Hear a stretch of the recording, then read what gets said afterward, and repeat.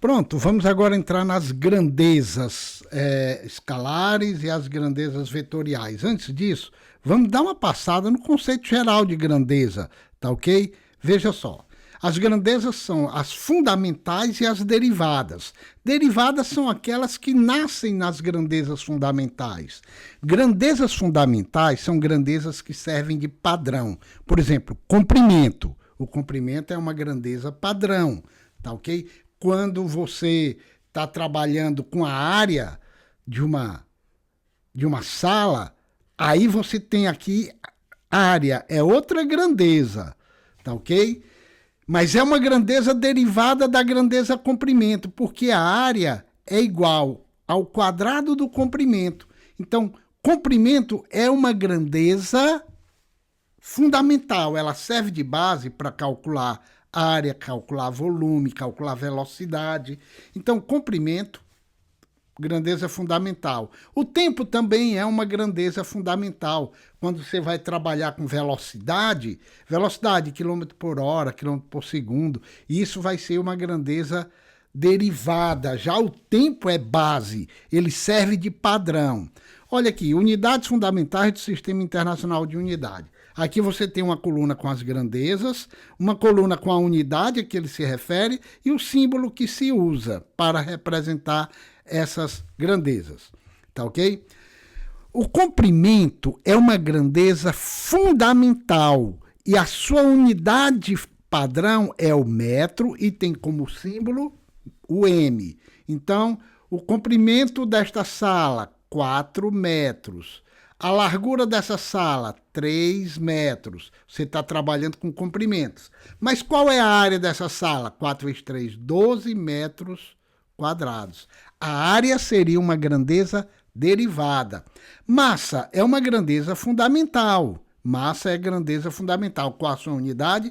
O quilograma, que é representado por kg. Tá ok? O tempo é outra grandeza fundamental que tem como unidade padrão o segundo representado por S. Aqui eu botei em marrom a velocidade, que é uma grandeza derivada. Derivada de quem? Do comprimento, que é o metro, e derivada do tempo, que é o segundo aqui. Velocidade é uma grandeza derivada. A sua unidade é metro por segundo, é unidade m/s. Agora vamos estudar as grandezas escalares e vetoriais. Veja que coisa interessante. Grandezas escalares são aquelas que ficam perfeitamente definidas pelo seu valor numérico e pela unidade utilizada, tá ok? A sala tem 3 metros de comprimento. A sala tem 3 metros. Tá aqui o valor numérico e tá aqui a unidade, 3 metros. Grandeza, essa é uma grandeza escalar, porque ela está perfeitamente definida pelo seu valor numérico e pela sua unidade. A sala tem 12 metros quadrados. Essa é uma grandeza escalar, porque ela fica perfeitamente compreendida quando você tem o valor numérico e a sua unidade aqui, metro quadrado. Por exemplo, neste momento são 16 horas, aqui está 15h40, mas agora 16 horas e 1 minuto aqui. Tá ok? Mas vamos lá, 15h40. Você não tem dúvida de que isso aqui está perfeitamente definido. 15 horas e 40 minutos. Você tem o valor numérico, 15, e tem a unidade hora, tá ok? E tem 40 e tem 1 minuto. A temperatura neste momento aqui na sala está 18 graus Celsius. Temperatura é uma grandeza escalar. Ela não depende de mais nada. Se eu digo que aqui está 18 graus, você não pergunta assim, no sentido norte ou no sentido sul? Não, eu estou dizendo nesta sala está 18 graus Celsius. Valor numérico e a sua unidade.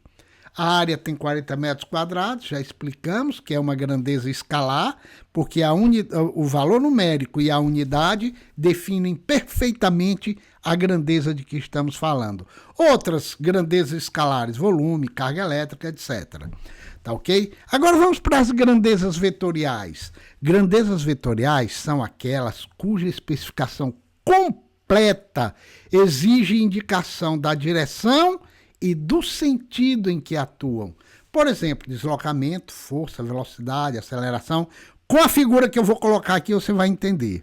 Tá aqui, ó. Isso aqui é o oceano e isso aqui é um barquinho no oceano. Tá ok? Olha só. O ponto representa um barco no oceano. Se ele se desloca 5 quilômetros, onde ele estará? Tá vendo que isso aqui não define o deslocamento? Ó, essa aqui é uma grandeza deslocamento. Tá aqui a unidade, tá aqui o valor numérico, tá aqui a unidade, 5 quilômetros. O barco se deslocou 5 quilômetros. Deslocamento. Onde ele estará? Não sei. Eu preciso da direção, se foi na direção horizontal, se foi na direção diagonal, e em qual sentido? Se foi para a direita, se foi para a esquerda, tá ok? Então, essa é uma grandeza vetorial, que não basta você dizer o valor numérico e a unidade, você tem que especificar o sentido, a direção e o sentido do deslocamento. Por isso que deslocamento é uma grandeza vetorial, porque ela precisa, além do valor numérico e da unidade, o deslocamento precisa da direção e do sentido em que houve o deslocamento. Olha aqui outra. Aplica-se ao corpo sobre a mesa uma força de 100 newtons. Está aqui um corpo amarelinho sobre uma mesa alaranjada, marrom, salmão, sei lá, de 100 newtons. Para onde vai o corpo? Para onde irá o corpo? Não sei. Eu tenho que dizer que essa força que está sendo aplicada aqui é uma força vertical, direção vertical, aplicada para baixo, daqui para baixo. Aí sim, eu posso... Isso aqui é uma grandeza vetorial. Por isso que eu represento a força com uma setinha, para dizer que é uma grandeza vetorial. Tá certo? Aqui eu vou saber que a direção é vertical e o sentido é para baixo. Tá? Olha a última aqui, ó.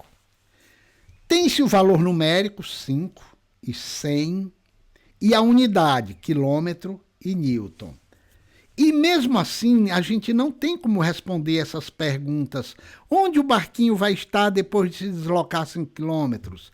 Para onde vai o objeto sobre a mesa se atuar nele uma força de 100 newtons? Não tem como a gente responder. Precisamos conhecer a direção e o sentido do deslocamento do barquinho e da força que atua sobre o objeto sobre a mesa. Entendeu?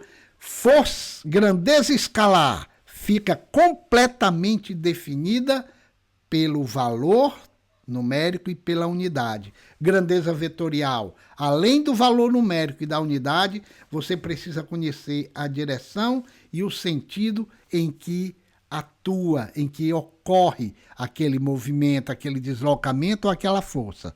Tudo bem? Voltamos depois com mais detalhes sobre grandezas escalares e vetoriais.